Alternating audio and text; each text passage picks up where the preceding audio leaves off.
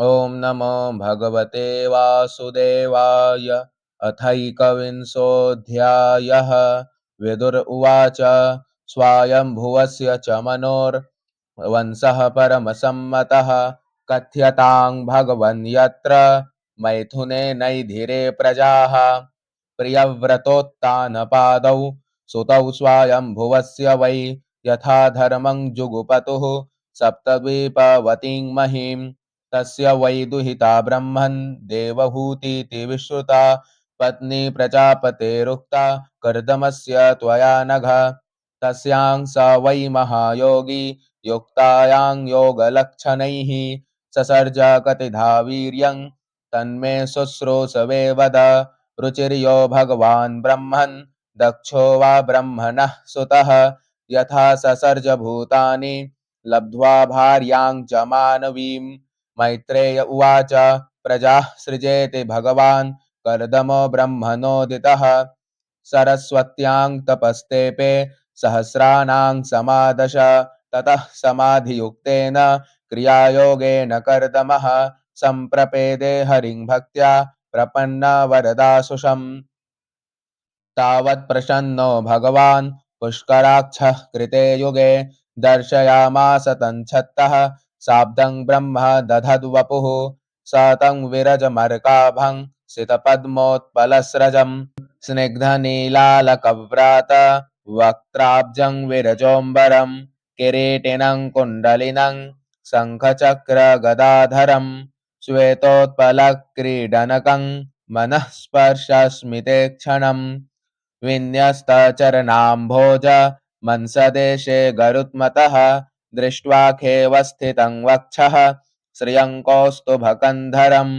जातहर्षोपतन्मूर्ध्ना चितौ लब्धमनोरथः गेर्भेस्त्वभ्यगृणात् प्रीति स्वभावात्मा कृताञ्जलिः ऋषिरुवाच जुष्टं बताद्याखिलसत्त्वराशेः सांसिध्यमक्ष्णोस्तव दर्शनान्नः यद्दर्शनं जन्मभिरीड्य सद्भिः रासाशते योगिनो रूढयोगाः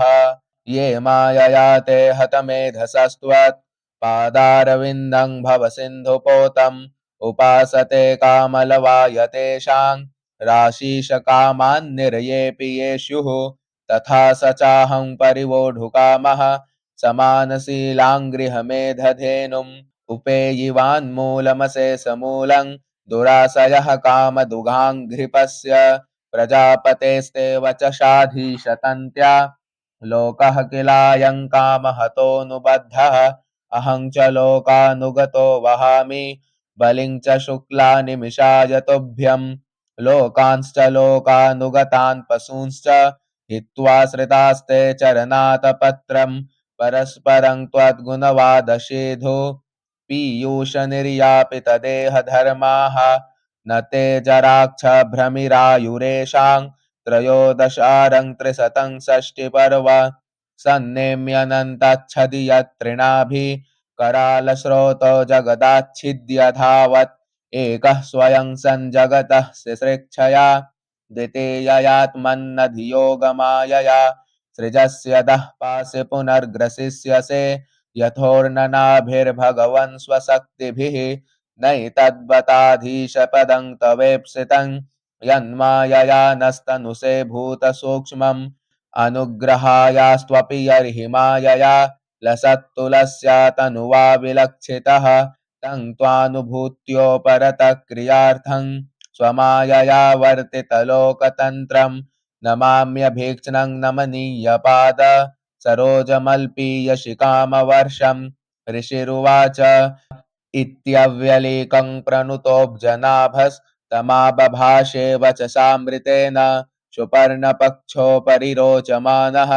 प्रेमस्मितोद्वीक्षण विभ्रमद्भ्रूः श्रीभगवानुवाच विदित्वा तव चैत्यं मे पुरैव समयोजितत् यदर्थमात्मनियमैस्त्वयैवाहं समर्चितः न वै जातो मृषैव स्यात् प्रजाध्यक्षमदर्हणम् भवद्विधेष्वतितरां मयि सङ्गृभीतात्मनां प्रजापतिसुतः सम्रान् मनुर्विख्यातमङ्गलः ब्रह्मावर्तं योधिवशन् शास्ते सप्तार्णवाङ्महीं स चेह विप्रराजर्षिर्महिष्या शतरूपया आयास्यते दिदृक्षुस्त्वां परस्वो धर्मको विदः आत्मजामसितापाङ्गीं वयःशीलगुणान्वितां मृगयन्तीं पतिं दास्यत्यनुरूपायते प्रभो समाहितं ते हृदयं यत्रेमान् परिवत्सरान् सा त्वां ब्रह्मन् नृपवधूः काममाशो भजिष्यते यात आत्मभृतं वीर्यं नवधा प्रशविष्यते वीर्ये त्वदीये ऋषया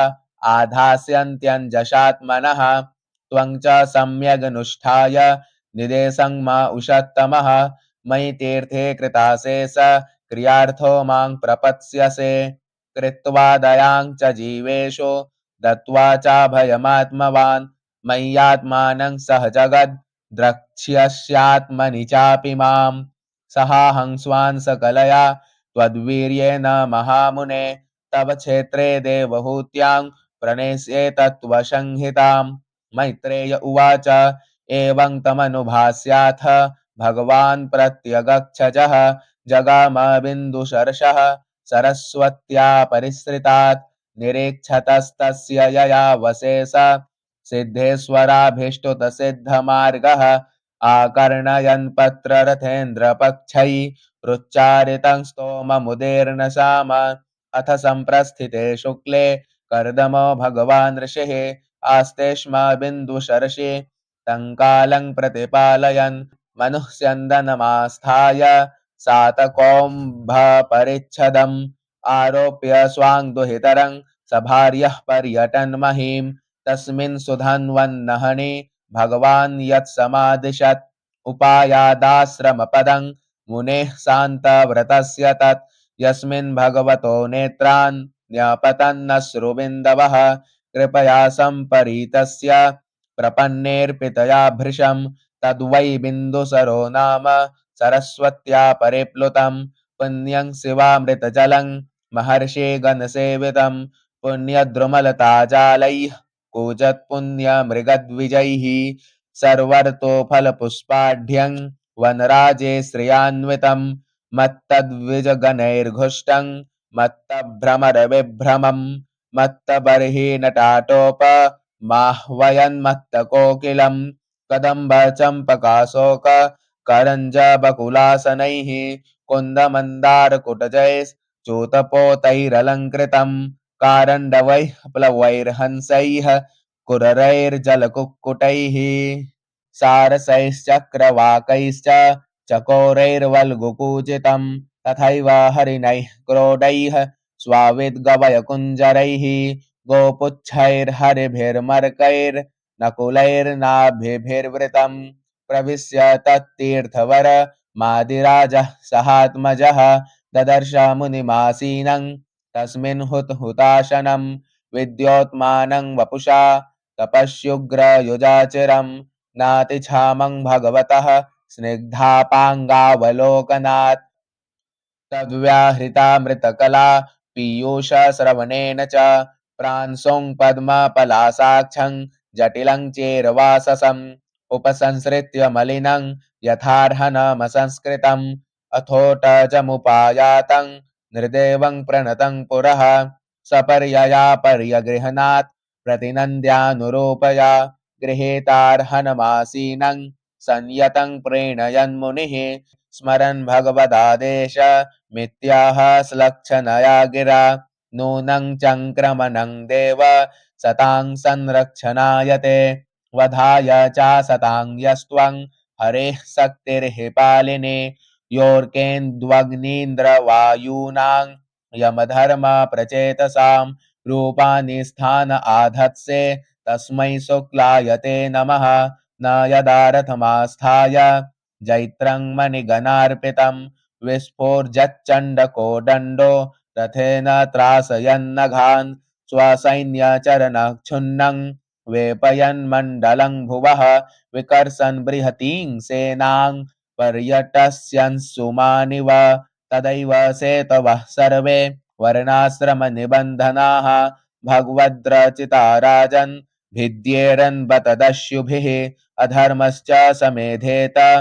लोलुपैर्व्यङ्कुशैर्निर्भिः शयाने त्वयि लोकोऽयं दस्युग्रस्तो विनङ्क्ष्यते अथापि पृच्छे त्वां वीर यदर्थं त्वामिहागतः तद्वयं निर्व्यलीकेन